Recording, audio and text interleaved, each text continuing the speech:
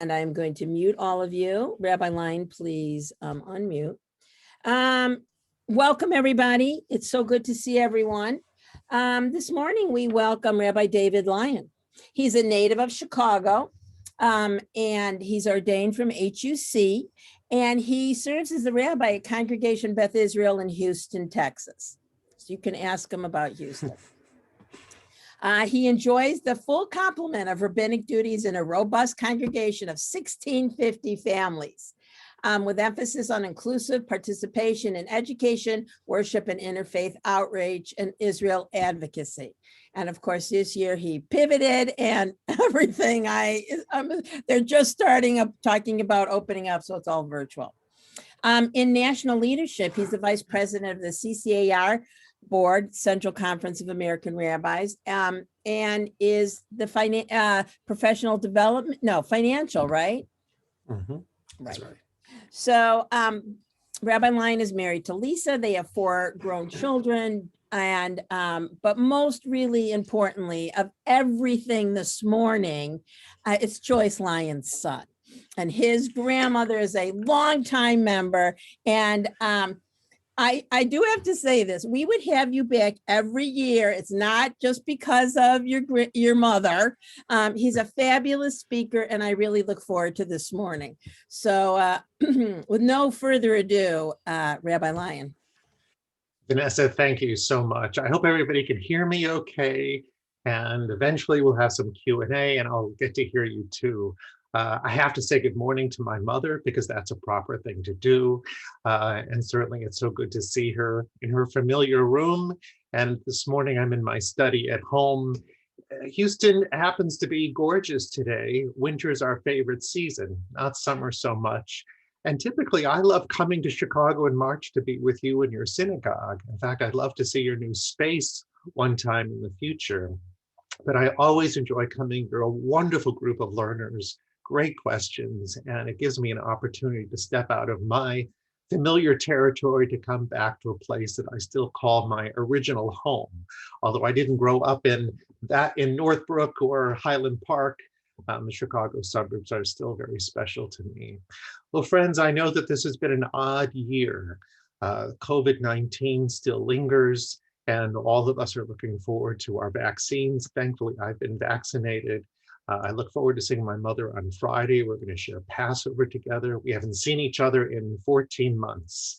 It's too long to go without seeing some precious family. And Vanessa, you mentioned all my family, and I have a precious grandson who is 2.5 years old, and I haven't seen him in a year. So that's coming soon too. But without any further delay, I'm really delighted to share with you the topic for today called Essential Prophetic Voices. My goal is not to teach about the prophets per se, but how to draw from the prophetic era what we might also talk about for ourselves in the time we live. How do prophetic voices continue to be resonant in our time? And how do we identify those prophetic voices that don't hear the word of God, but who do understand the groundwork and the environment in which we live, so that just like the prophets of old, we can see what the future might be if we pay attention to our essential Jewish voices and our essential Jewish values. Not to say that we aren't prophets ourselves, but we can be prophetic in what we might understand about our own future. So what I'm going to do is I'm going to share my screen. I have a PowerPoint that I prepared. I do a bit of annotating. I hope that you'll be able to see it and enjoy it. Now, I don't know what's going to happen when I share the screen. I might lose my ability to see all of you, but that's okay. You can see me. And then I'll take down the PowerPoint to address a few questions, and we'll go back and forth. So if the God of PowerPoint and Zoom is working today, everything will be well. So let's give it a try. I said a little blessing. You said a little blessing. I'm so I always glad. do. I always, because you have to with technology. Right, absolutely. And here it is. I think this is it. Okay, can you see the PowerPoint? Yes, it's great. And I can see you. I'm telling you, I said my prayers last night, and Everything is working. Okay, now I can't see you. Okay, but that's okay. So you can still see the PowerPoint. And we're beginning with the title Essential Prophetic Voices. And the reason that I have these three pictures up here is not just to be clever, but to point out that what I think is true is that we often see the picture at the left as a typical prophet looking up to the sky and imagining and to hear the word of God. And as the age of prophecy ended, we also enter our own era where there are certain people who have become the prophetic voices for our time. And it wasn't so long ago that we celebrated again Martin Luther King Day and all that his voice meant to bring to our people, to our country in his era, but also continually in our own, with so much we still have to do. But I think the third picture is essential too, because this picture really points out that there is another, excuse me, I went a little ahead of myself. There is another group of people who are emerging in our own day who may not even know much about Martin Luther King, but who do know very well their own set of circumstances today. And in many congregations and across the country, we've been dealing with Asian American hate. So the environment is still rife with reasons for people to rise up and be not only anti-Semitic, but anti-minority in every regard. And we can come back to that. So let's continue. I bring up this verse from 1 Samuel, which is important. It says, "But if you do not obey the Lord and you flout the Lord's command, the hand of the Lord will strike you as it did your fathers. If you persist in your wrongdoing, both you and your king shall be swept away." This verse is very important to us because it is the beginning of a time when the Israelites turned to Samuel and said, "We want to be a nation like all other nations. We want you to identify a king for us so that king of us can negotiate and be powerful on our behalf to kings of other nations." But Samuel turned to the people and said, "Adonai, God is the King of kings and the only king that will rule." The people persisted. So the verse from Samuel is important to us. It helps us already to identify at a very early time in our Israelite history the very careful distinction we have to make between the power of people and the power of God and our relationship to both, and ultimately the one to whom we truly owe our allegiance and our faithfulness. So Samuel warns them that if you do not obey the Lord and you flout the Lord's command, the hand of the Lord will strike you as it did your fathers. That is, if you persist in your wrongdoing, both you and your king shall be swept away. You can have your king, but ultimately it isn't only following the word of the king, the ruler, the authoritarian, but rather it is always ultimately God's word. So this lays the groundwork for us to understand the importance of a prophetic voice. It may be impressive, it may be timely and relevant, but it does not supersede the word of God that is all of ours to commit to. So let's go on. We're not just jumping through history to Abraham, Joshua, Heschel, but it's Heschel's view of history that helps us understand what is important about all of this. So he says, "Others have considered history from the point of view of power, judging its course in terms of victory and defeat and wealth and success. The prophets look at history from the point of view of justice, judging its course in terms of righteousness and corruption, of compassion and violence." What Heschel wants us to understand is that in history, including our own Jewish history, we saw history from the point of view of power too. Let's go back, and we're going to read it when Passover comes, when the Israelites cross the Sea of Reeds and emerge, they sang their victory song. In Exodus chapter 15, we sing, "Mi chamocha ba'elim Adonai," who is like you among all the gods that were worshipped. But before we came to that verse, God was called Ish Milchama. God was called literally a man of war. The people saw God as their might, their strength, that caused Pharaoh and his chariots and his courtiers to be drowned in the sea. They sank like lead, the victory song says. And I know that some of you have expressed to me in the past how uncomfortable it is to think of God as this warrior. But that's how people survived.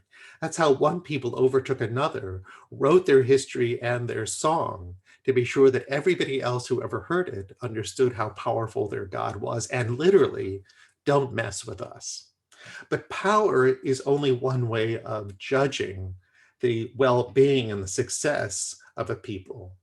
So Heschel points out that the prophets, as they emerged, look at history from the point of view of justice, judging its course in terms of righteousness and corruption, compassion, and violence. Now, the other thing that's important to remember, and I hope that you do know, that the word justice is our word. He didn't say from the point of view of charity. I might have taught this to you before, that charity comes from a Latin word. At its root, charity means to give from love.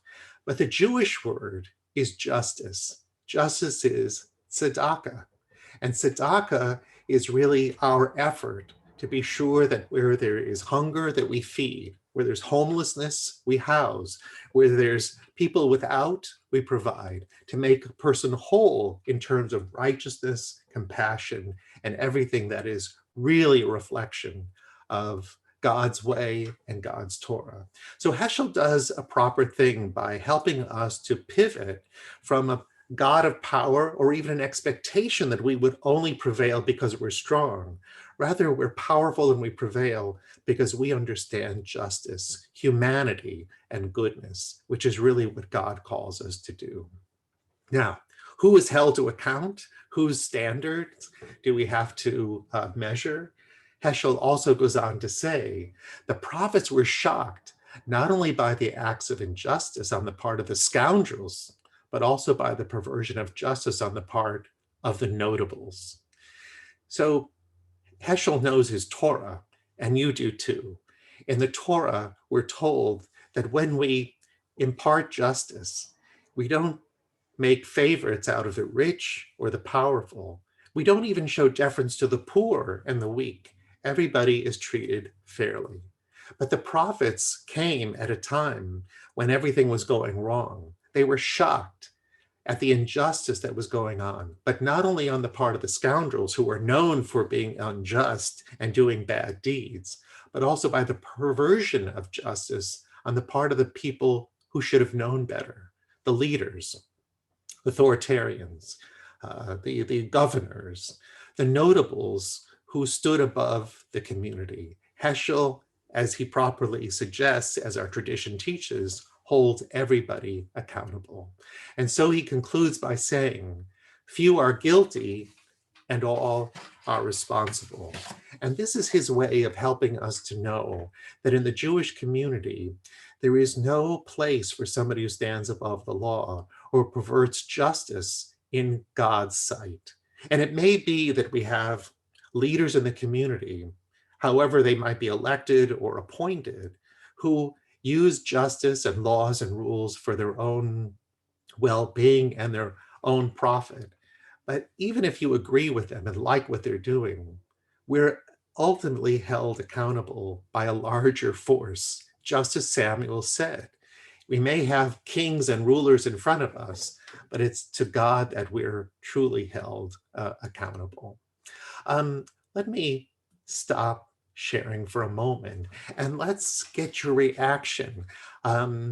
We've had an experience in the recent years where we've seen elected and appointed leaders behave badly. We've seen injustices of all sorts, whether it's how vaccines are rolled out or people have available resources that they can use to better their life and overcome some of the hardships of the last year. And our Judaism tells us that we're only human and accountable to God's teachings and also to the words of prophets and others. Does this disturb you? Does this make you more comfortable? What comes to your mind so far? You can raise your hand. You can put something in the chat, and Vanessa, you can tell me what the questions are. Someone has to go first. I told Rabbi Lyon that you like to ask questions. So I remember that you do. Marilyn? unmute and ask your question. Marilyn, you have to, there you go. Yes. In some of my studies, I recall, and if you could share with me, when a prophet makes a prediction and it happens, that's not a good thing, because he comes to warn you as to what might happen. Punishment may, not fit the crime, but nevertheless, prophecy is a warning and to better you so that you don't make those mistakes. Correct. Marilyn, you're right. One of the misunderstandings, but you're helping us clarify it, is the prophets did not come to be seers. They weren't clairvoyants. They weren't predictors of the truth of the future, except in this regard. They saw what was happening in front of them.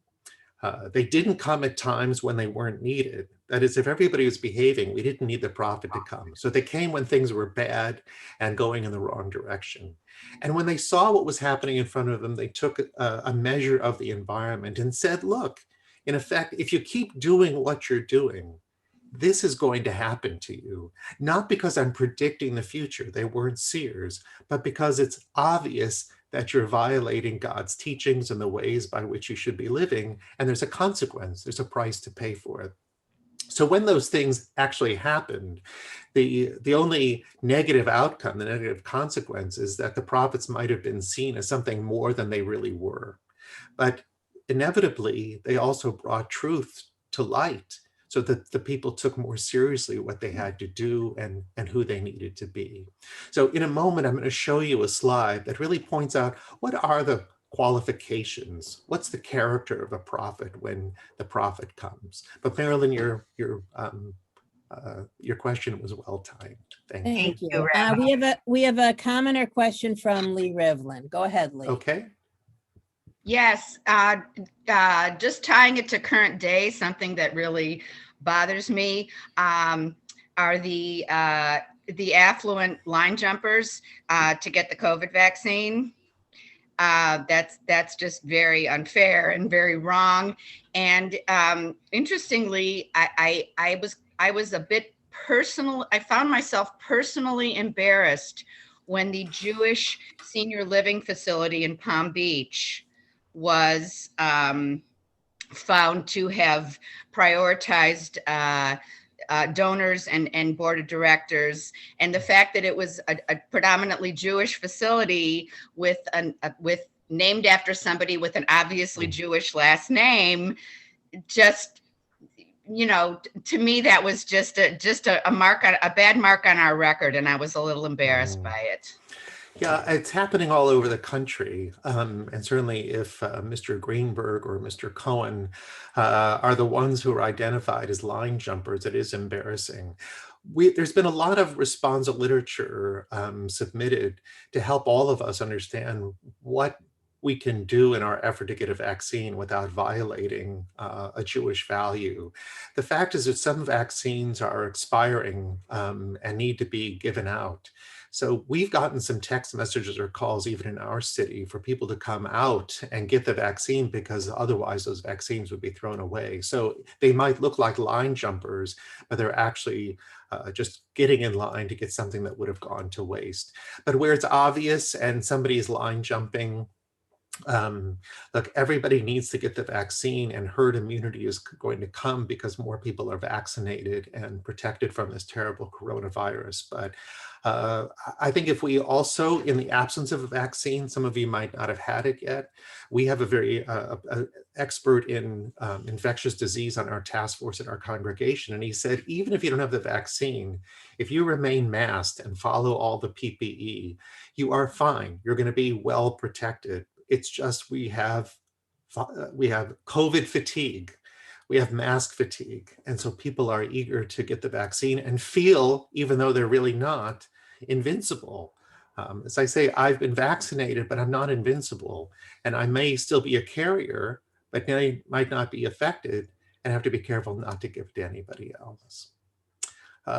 Richard, I see your hand up. Richard, unmute yourself so we don't lose your comment. In the pursuit of justice, you said, I think you said that we should be struck by no deference to the poor or disadvantaged. How does that reflect on affirmative action policies? Well, look, it's a mixture of Jewish, Judaism's values, politics, all kinds of very difficult issues. At its core, at its root, Richard, Judaism says not to show deference to the rich or to the poor and to be fair and equal. Judaism thrives and really celebrates merit. We have a Jewish value called zechut, and zechut means that you are recognized and acknowledged for what you bring, what you can do. But Judaism also says, Vanessa said it or somebody else, not to put a stumbling block before the blind. And therefore we have a responsibility not only to remove the stumbling block before somebody who's literally blind, but also to remove stumbling blocks to equal access to resources that might be cut off to them simply because of something that is, maybe they are a minority, maybe there's something about them that simply is being used against them for no good reason. So I think it's a good question. We'd be very careful about it and perhaps even alter our position on something like affirmative action if we dig deeply into our Jewish studies. Floyd said, your words so far verify the best aspects of Reform Judaism, tzedek, tirdov, righteousness we pursue. And Celan has a question. How do we identify false prophets and what can our Jewish community do about them? Are there indicators to watch for? And Susan comments that in the New York Times, there's a disturbing article about Trump's clemency gifts to criminals, to Orthodox Jewish organizations, and, the guilt some of us, not my husband, but I feel when you see a Jewish person do something not good for the Jews. Without a doubt. So I love this question about false prophets. So let me go back to the screen. I'm going to jump ahead a few slides to really point out what really makes a Hebrew prophet. Then we'll go back and then we'll go ahead again because it's a very good question. In fact, I'm going to share my screen. Here we are. Okay, so we ended with few are guilty, all are responsible, but I'm going to jump ahead and this is the slide I want to show you. So definition of a Hebrew prophet. First of all, a Hebrew prophet is a mouthpiece of God. That is, a Hebrew prophet only speaks God's words. Now, he might have a casual conversation with his family, but when he comes before the crowd and the people and he speaks, you'll notice if you read a little Hebrew in the book of prophets, when a prophet speaks God's words, it begins very typically with this formula, Ko Amar Adonai. Thus says God. That's a formula that says that what's going to come next are God's words, not my own. It's one of the reasons that Jesus is not a prophet in Judaism, because Jesus spoke his own words. But the Hebrew prophets were also literate. That is, they wrote everything that they spoke. So we have a copy of their works. By the way, the major prophets and the minor prophets are known as such only because some wrote more and some wrote less. It wasn't because some were more important than others. They also predicted, and as the question was asked earlier, it wasn't that they predicted the future, they predicted based on circumstances that they observed. They were also solitary and reluctant. These were not people who wanted to be prophets. They would have rather been anything else. Because they lived a very solitary life, they also brought a very unpopular message. Look, if you walked into a room where everybody was enjoying themselves, but it was a sin and they were committing all kinds of violations against Jewish rules and laws, and you came in and said, stop having your fun, you would not be the most popular person in the room, and neither were the prophets. They were reluctant and solitary.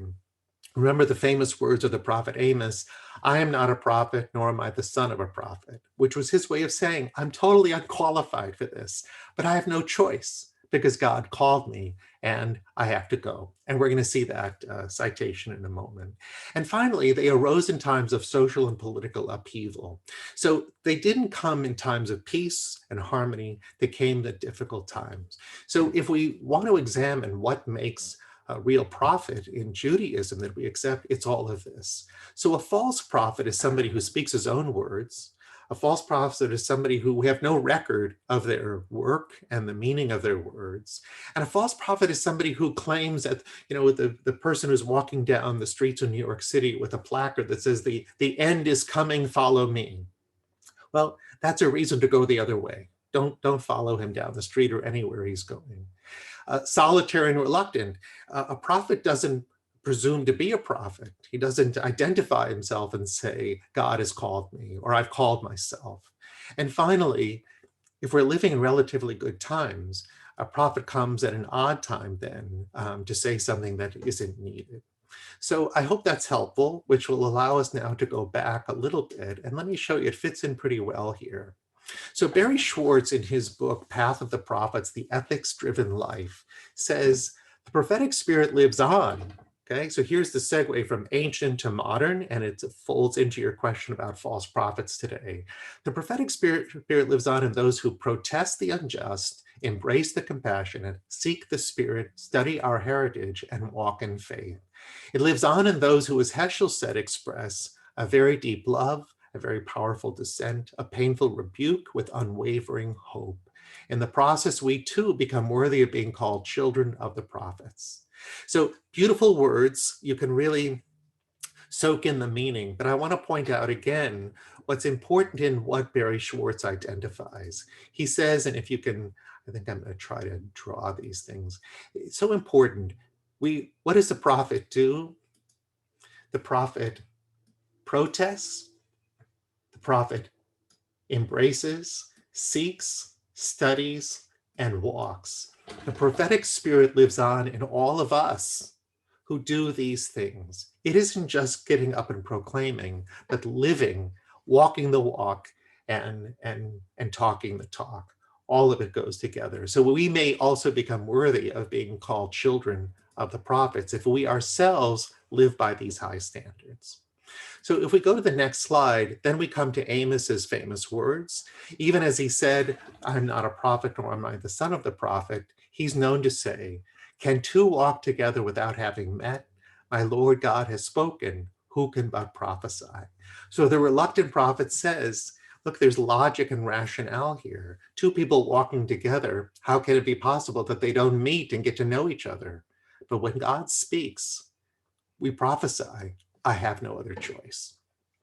So let's take those words and let's look at this. We know that that's Rabbi Jonathan Sacks of blessed memory.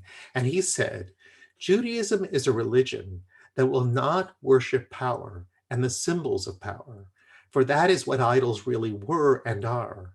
Judaism is a sustained critique of power. It's magnificent.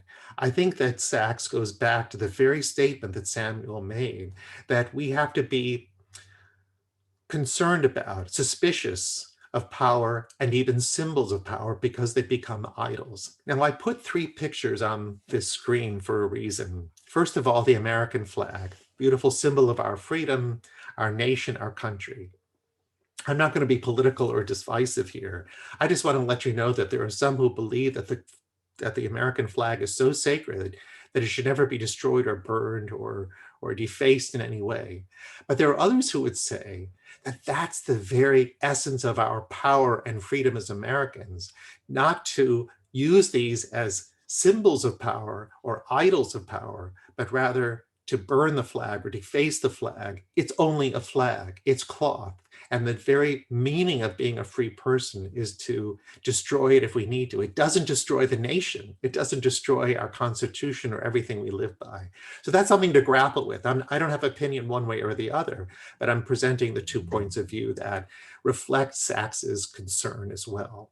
The other symbol is the scepter.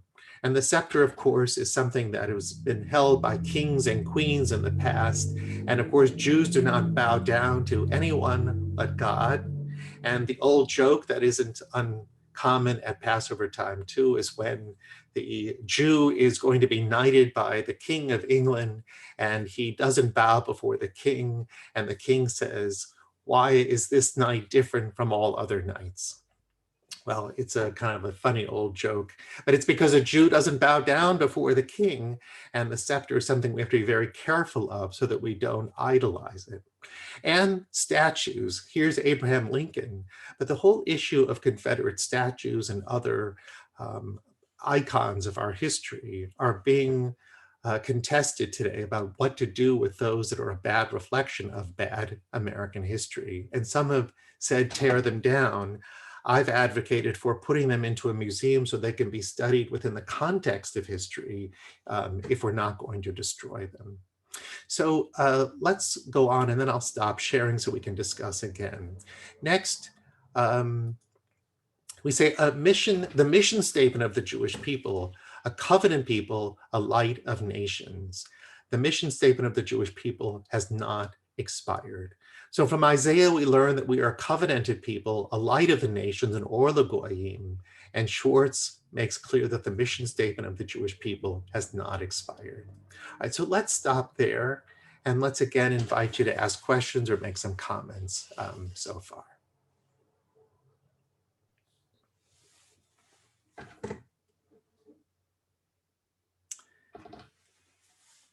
Everything is agreeable and reasonable. No one wants to. How do you feel? I taught that slide about the scepter, the American flag, and the icons of our American history. And some people get a little turned around about it and upset about it because some hard-held ideas. But from a Jewish point of view, does this change your impression, or does it confirm it?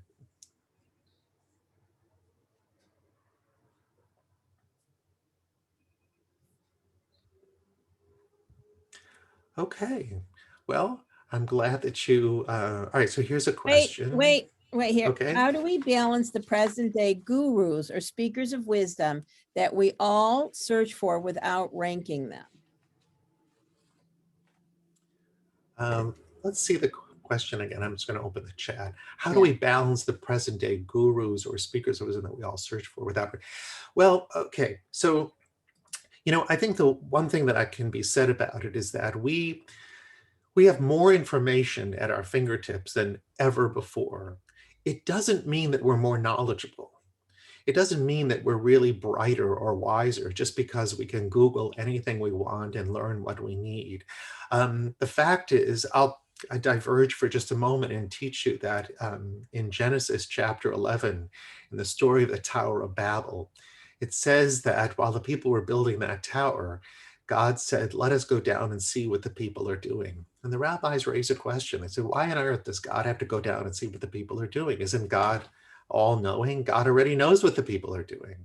The rabbis say it's to teach a human lesson. After all, the Torah is taught in Hebrew, in a human language. And the lesson is that we have to see for ourselves before passing judgment, just as God had to see for God's self before passing judgment. And the fact is that as people raise themselves up to be gurus and people of wisdom today, we have to be discriminating. I know that's an ugly word today, but we have to be discriminating. We have to be good discerners of what is truth, what is real, and see for ourselves an effect before we can accept it, before we can absorb it, and before we can repeat it. So it's very helpful, as long as you have your fingers on the keyboard, to Google something or to read something that you're from the New York Times or the Washington Post and other papers and sources. Be sure that you examine a bit, discern whether it's real or not, and maybe even ask, is this Jewish? What does Judaism have to say about this issue or this person or this prediction? It's very quick to forward, to copy and paste, to use Facebook and to become outspoken. But sometimes the wisest people say the least or speak up at the end. So I think that when these self-proclaimed gurus, first of all, the news cycle is 24 hours. Within 24 to 48 hours, if they're not really gurus and really not prophets, you won't hear from them again. And if they really make a name for themselves, very often they make a name for themselves and they bring themselves up And eventually they're torn down because of violations of many other ethics that they're not keeping anyway. So tread lightly, be careful. If we look at the Jewish star in the context of power, is it not also a symbol of identity, just like the American flag could be? Well, all of these things are symbols and icons. Look, the truth is that if God forbid, even if the Torah were desecrated, and it had been, look at the Kristallnacht, look at the horrors of the Holocaust and other periods in Jewish history, it didn't mean that the Jewish people also perished. The Jewish people thrives not because we're beholden to icons, symbols, or other sources. We're Jews because of our faith, belief, and covenant in God. And no one can destroy God. No one can destroy Adonai. Tear down everything we have, and it doesn't destroy the Jewish people. But as long as we have the privilege to live in a time when we can wear our Jewish star and keep our Torahs in a holy ark and have beautiful synagogues, then we nurture them, we maintain them, and we cherish them. One more. I'm thinking of two things from Andy in this context: absolutes and the choice between what is for the common good and what serves the self. It seems that these issues of today must have some suggestion of answers. What do you say? So it's an important question, but not a difficult question, because Jews and Judaism, even as we're beginning, and there's more to share with you, but even in what we've already learned about the essential prophetic voices, there is a need to take care of ourselves individually, even as a Jewish community. But we're also mindful of how to be that light unto the nations so that we can set a fine example for how things can go. It's why Jews are very active in politics. You know, sometimes I'm accused, and I'm sure your rabbis might be accused too, of being political from the pulpit. But you know, look what I've presented to you thus far this morning. Judaism is about social justice. We have to speak truth to power. It's the way that we maintain the prophetic vision and our Jewish values, which are rife in Torah and in Talmudic teachings. So this is the stuff that we have to do. But I'll bring you back to an essential teaching. Rabbi Hillel, who taught, if I'm not for myself, who will be for me? You got to take care of me, your family, the ones who are dearest to you. If I am only for myself, what am I? So we have an obligation to go beyond the boundaries of our family and into the community. And of course, if not now, when? Time is of the essence. There's no time to wait until it's more convenient, whether to study or to make a difference in the community where we live. Rick says, I'm uncomfortable with the challenge to be a light to other nations, which are in fact political / governmental entities. Better to be a light to other individuals. Well, I share your concern. That's a lot to take on, isn't it, to be a light to the nations? So our teachers also taught us that it's not our obligation to finish all the work, but neither are we free to desist from trying. The day is short, the work is long, and the master is waiting. So we have to pick our battles, and we can't do it alone. We have to link arms, and we have to work as communities of faith. I'm sure in your neighborhood, and certainly in Houston, I'm on the board of an organization called Interfaith Ministries for Greater Houston, which combines all the major and other faith traditions to be sure that our values represent a common ground and we do the work together. So if you're not inclined to be a light to the nation, don't worry. If you can be a light to yourself and be a role model to those who are touched by your life, that's a very meaningful and important way to begin. And you might even find yourself inclined to do more as you grow comfortable in doing it. But there's a place for everybody. The Mishnah also teaches that in a place where there's already somebody doing the work that needs to be done, let him do it or her do it. And if there isn't somebody, then strive to become the person who's needed. Good. Thanks for your questions. So I'm mindful of time, but I'm also mindful I have more to teach you. So let's continue. So here we are. Let's move to the next slide. So there's again the definition of the Hebrew prophets, and here's some teachings from prophets. So from Hosea, it's actually written in the wedding service that rabbis use. It says in the wedding book, it says, "I will betroth you to me forever," as a wife and husband would say to each other. But here the God says through Hosea, "I will espouse you forever. I will espouse you with righteousness and justice and with goodness and mercy, and I will espouse you with faithfulness." Now, this is because the book of Hosea begins where the prophet says to the people that you are whoring around. The prophet came at the perfect time. But as every prophetic book ends with an echemta, with a comfortable moral outcome, God says, we're in this together forever. I will espouse you with righteousness and justice, goodness and mercy. I will espouse you with faithfulness. We're in this. And the verse from Amos that I cited before, I am not a prophet nor the son of a prophet. So even we might say, we are not prophets. My father wasn't a prophet. I have no yichus in this department. However, when we're called, when we encounter an injustice, we can't look away.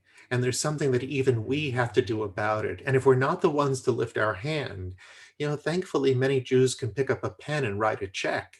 And we can still make a difference to heal the injustice that we see.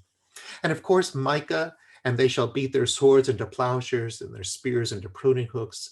Nation shall not take up sword against nation. They shall never again know war. But every man shall sit under his grapevine or fig tree with no one to disturb him." Beautiful expectations. We're familiar with these words. And Micah again, these words are inscribed on the side of our bima. "He has told you, O man, what is good and what the Lord requires of you, only to do justice, to love goodness, and to walk humbly with your God." And Isaiah 58, we know this because we read it on Yom Kippur, begins with, "Is this the fast that I desire?" But once we hear what God really desires of us on Yom Kippur and all times, then it concludes, and these words are sometimes lost on us because we're probably just too hungry to hear them, "Then shall your light burst forth like the dawn, and your healing spring up quickly. Your vindicator shall march before you. The presence of the Lord shall be your rear guard." When we get it right, when we see justice in front of us and we take up our hands and our arms to do what needs to be done, our light will burst forth. That's the hope. And it's carried on. So Theodor Herzl comes around in the 19th century, the foremost leader of political Zionism, to say, "Im tirtzu ein zo agada," if you will it, it is not a dream. Accumulating everything that we need to know and do for our people and for the world. There's more that we need to accomplish. So I'm going to stop again because we're going to pivot into not the ancient prophets or even their teachings, but to understand how people like a Herzl and others have been affected by their Jewish history, their Torah, to see in their own day and time, what are they being called to do? They didn't see themselves as prophets, not in the least, but they did see that they had a role to play given the circumstances that they observed. And we know Herzl, we know what he did, and there are others as well. Any comments at this point before we continue? Questions? Okay, I like pivoting into the modern because I'm also going to ask you to be thinking about who are your, maybe to use one of your words, who are your gurus? Who are your go-tos? Who are the prophetic voices that you admire and listen to today? So let me share with you some of the ones that do emerge from Jewish history in a relatively modern age. Beyond Herzl, we come to Eliezer ben Yehuda. I don't know if you know anything about Eliezer ben Yehuda. I actually admired him a long time ago. He arrived in Palestine in 1881. And Hebrew hadn't been spoken by the Jewish people since biblical times. So Eliezer ben Yehuda, you might even have a dictionary with his name on it because he was really the one who revived the Hebrew language, which was, for all intents and purposes, a dead language. By 1922, so many Jewish pioneers called chalutzim were speaking Hebrew that the British mandate recognized it as the official language of Jews in Palestine. And ben Yehuda equated Jewish nationalism as the return to the historical homeland and the revival of the Hebrew language. The story is told that he literally had cards, like in a card catalog of old times, and each card contained a Hebrew word, and he developed the Hebrew language, card by card, word by word, and revive the Hebrew language as a Jewish value. To this day, when I teach Intro to Judaism, we can list all kinds of Jewish values, but we have to include on the list that the Hebrew language is a Jewish value too.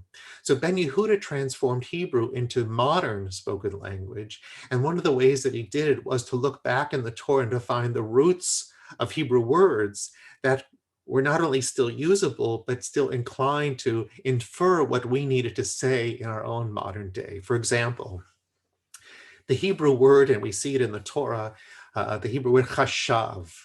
Chashav means to think, lachshov.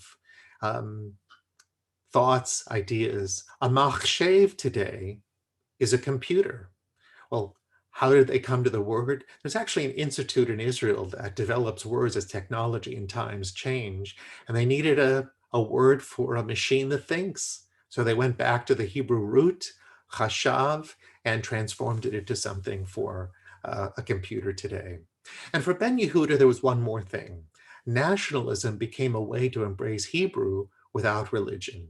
So there were political Zionists, religious Zionists, cultural Zionists, and Eliezer Ben Yehuda said, look, you can love the land of Israel in many different ways. And Hebrew was one of the ways that you become a nationalist without necessarily being religious. Prophetic, for sure, because without his handiwork and his contribution, the Hebrew language would not exist the way it does today and would not have given a way for many people to link together.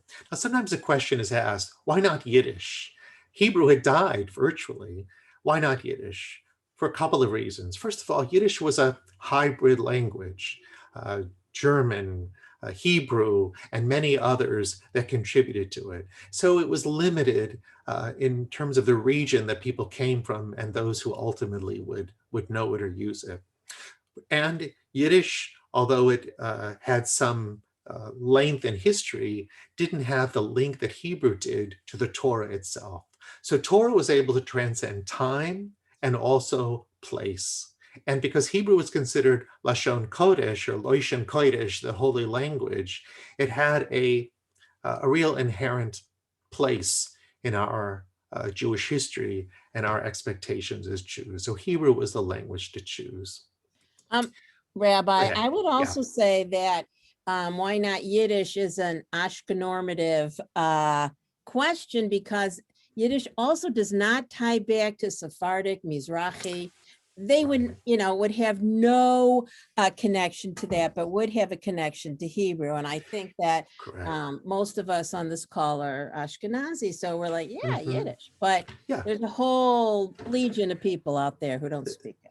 That's right, exactly. So Eliezer Ben Yehuda had really a commitment to getting to the roots of our people that would bind everybody who was coming from all different places into the new land, and Hebrew would be it. Now today there are many who still speak Yiddish on a daily basis. It really is their lingua franca because they consider the Hebrew language to be a holy language, only for Torah study, only for prayer. Obviously, that isn't the norm for all of us, and we love speaking Hebrew and using Hebrew in prayer and on the streets as well. Good, good. Other questions or comments? Okay, just a few more slides, and then it's your turn. So let me go back and share. So beyond Eliezer Ben Yehuda, of course, we come to Martin Luther King Jr., not Jewish, but he could have been. And the quote that I put up here is, life's most persistent and urgent question is, what are you doing for others? So the question came up earlier from one of you about doing for others. But in the end, we know that as Jews, we've been commanded multiple times to welcome the stranger, to care for the widow, the orphan, and the poor. So even if they don't exist among us, we know that they exist beyond us. And we can never be a closed community. Jews don't thrive in isolation. There are no Jewish monks. We live in community, and we do best. We've always thrived in a democracy. Under authoritarian rule, kings and queens, we've never done as well as we have in a democracy. And by standing up for the rights of others, by caring for others, we make sure that that system of government, that democracy exists for us as well. And finally, just a couple more. We have Elie Wiesel, who certainly spoke out of tragedy for the hopefulness of a future filled with love and not hate. And one of his most famous quotes, which I like very much, is the opposite of love is not hate, it's indifference. And I often teach that love we get. Hate, while not our preference, is something that we still understand. And we have many examples in our teachings that help us understand that we can turn a hateful heart into a loving heart. But indifference, he claims, and we understand, is inhuman.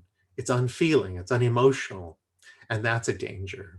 He also says we must also take sides. Neutrality helps the oppressor, never the victim. Silence encourages the tormentor, never the tormented. How true. And finally, for the dead and the living, we must bear witness. What Wiesel also says brilliantly is that when we tell the story of the Holocaust, we create witnesses. And though survivors of the Holocaust are dying and disappearing, and there are fewer to tell the real story and from firsthand evidence, many of us know the stories and we are witnesses. But the more we tell, the more we teach, we build the world of witnesses to the Holocaust. And that's a critical prophetic lesson and example that he shares with us. Next, our favorite, Justice Ruth Bader Ginsburg, of blessed memory. Here's 3 quotes that I think are important. She teaches, I try to teach through my opinions, through my speeches, how wrong it is to judge people on the basis of what they look like, color of their skin, whether they're men or women. Such a profoundly Jewish lesson. And here she sat in the highest court of our land to be sure that every ruling and every decision that she created and shared with others resonated with Jewish sentiment and Jewish lessons about other people, including ourselves. Again, fighting for the democracy that would allow us and others to survive together. Next, she said, fight for the things that you care about, but do it in a way that will lead others to join you. I think if you remember nothing else from our time together or anything that you've ever read, I think it's brilliant when she says, fight for the things that you care about, but do it in a way that will lead others to join you. And then when you don't feel that you can take on the world and be a light to the nations, if you can compel others with your reasons, rationality, and arguments about justice for all, then they will join you. And then you're not doing it alone. But as she said, you'll have others who join you in that effort. And finally, she says, dissents speak to a future age. It's not simply to say my colleagues are wrong and I would do it this way, but the greatest dissents do become court opinions, and gradually over time, their views become the dominant view. So that's the dissenters' hope, that they are writing not for today, but for tomorrow. So let that sink in as I go to the last slide, which is simply your prophetic voice. And I'm going to quote my predecessor, Rabbi Samuel Karff of blessed memory. He said, Judaism is too precious to leave in the hands of our children. So I end that with that slide as we continue our conversation. When Rabbi Karff said that Judaism is too precious to leave in the hands of our children, he means that we pour everything into our children. The youth are our future. The children are the way. It's obvious. But the wisdom of Judaism really depends on the openness of the hearts and minds of Jewish adults. So let me ask you, as we say, your prophetic voice is important too. Who are your gurus? Who are your prophets today? Who do you listen to? And how might you, even if you're not called by God, be a prophet to your children, your grandchildren, to other family members, to each other? Joyce, I will recognize you today. My teacher and one of my guiding lights is you, David. And I'm very proud to have you be a teacher for the folks here today, because over the years that David has served as a rabbi, I have always listened to his words, and I have benefited and grown, and it has helped me through my life to not only serve myself, but to serve others. So God bless you, sweetheart. Well, look where I learned it from, right? So Kabed et avicha v'et imecha, honor your father and mother, not just by obeying them, but by learning from them too. So thank you, Mom, for your choice words. I'll send you a check later for each one of them. Others, I really love to learn from you who you've been hearing. Who's been an inspiration to you, that prophetic voice that has been not only wise, but trustworthy, reliable. And that was the hope of our own prophets and some of the people that I presented today. I know for me, and this isn't one person, but when I'm looking to magnify the voice of Reformed Judaism, I look to the Religious Action Center and sometimes to Rabbi Jacobs. And I feel confident when I amplify what they have to say about what's happening in our times. Good. And I would imagine, because I read them too, I like Rabbi Jacobs, and the CCAR, HUC, and URJ often combine a joint statement on many different issues facing us. One of the reasons we can rely on them and find some truth in it, even if we don't agree with everything it always says, is that they base their statements on Torah. It isn't just what they're feeling, it's rooted in a tradition that is ours and links us to something old and which is obviously also new. So even though the prophets of old taught in their ancient days, isn't it remarkable that the questions, concerns they had are still ours? The more things change, the more they stay the same, it is said, unfortunately, but the work hasn't ended either. I think there was another question in the chat. Floyd. Well, right. Floyd Go said, ahead. one of my prophets, all of the people on this call, I learned so much from my Makom Solel Lakeside congregants, Mikol Malamdei Hiskalti, from all my students I have learned. And I feel that every week. And I hope you feel the love, Rabbi Lyon. Well, listen, I do. I always love coming back to all of you. The truth is that when we join a congregation, we are meeting up with like-minded people who share our interest in worship and study and participation, and who make us better. Not only do they enjoy our company, but they make us better. And we're inclined to return to a place where we're affirmed and validated. And that's why you have wonderful rabbis and a wonderful congregation. Yeah. And I would be remiss if I did not put in the chat that if you want a little bit more of Rabbi Lyon, he has a book, God of Me, Imagining God Throughout Your Lifetime. Please get that from your local bookstore. And you can continue to study with him. Marilyn, did I see any?